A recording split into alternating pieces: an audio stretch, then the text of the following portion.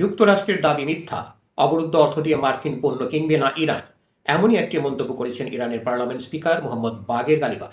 অন্যদিকে যুক্তরাষ্ট্রের president Donald Trump বলেছেন, ইরানের অবরুদ্ধ অবস্থা থেকে মুক্ত হওয়া অর্থ দিয়ে ইরান যুক্তরাষ্ট্রের কৃষিপণ্য কিনবে।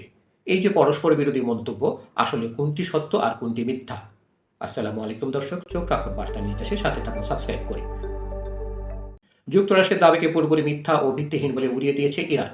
ওয়াশিংটন দাবি করেছিল, ইরানের অবরুদ্ধ অবস্থা থেকে মুক্ত হওয়া তহবিল বা অর্থ দিয়ে মার্কিন কৃষিপণ্য কেনা হবে। তবে তেহরানের শীর্ষ পরমাণু আলোচক মোহাম্মদ বাগের গালিবাফ স্পষ্ট জানিয়ে দিয়েছেন, এই অর্থ দিয়ে কোনো মার্কিন পণ্য কেনা হবে না। সামাজিক যোগাযোগ মাধ্যম এক্সে দেওয়া এক বার্তায় গালিবাফ যুক্তরাষ্ট্রের এমন দাবি নিয়ে তীব্র কটাক্ষ করেন। তিনি লেখেন, আমেরিকার মিথ্যা দাবি করছে যে আমাদের অবমুক্ত হওয়া অর্থ দিয়ে তাদের কৃষিপণ্য কেনা হবে। বেশ মজার বিষয়।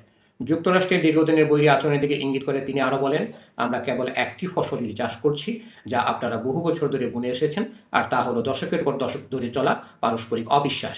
এই ফসলটি শতভাগ অর্গানিক, প্রচুর পরিমাণে উৎপাদিত এবং সম্পূর্ণ আমাদের নিজেদের ঘরে তৈরি। কিন্তু দৃশ্যতে দেখা যাচ্ছে যুক্তরাষ্ট্র কেবল জিএমও, সয়াবিন, ভাঙা প্রতিশ্রুতি আর আজেবাজে কথা বা ফাঁকা গুলি রপ্তানি করতে জানে। রাজনৈতিক বিশ্লেষকদের মতে গালিবাফের এই কড়া মন্তব্যের পর ওয়াশিংটন ও তেহরানের মধ্যেকার বিদ্যমান কূটনৈতিক উত্তেজনা এবং অবিশ্বাস আরও এক ধাপ বাড়ল। ইরানের অবরুদ্ধ অর্থ ছাড়ের প্রক্রিয়া শুরু হলেও তা আমেরিকার অভ্যন্তরীণ বাজারে প্রবেশ করবে না। গালিবাফের এই মন্তব্য থেকে তা এখন পরিষ্কার। ধন্যবাদ সবাইকে এতক্ষণ ধরে আমাদের সাথে থাকার জন্য। আরও সংবাদ পেতে আমাদের বার্তা নিউজ চ্যানেলটি সাবস্ক্রাইব করে সাথেই থাকুন।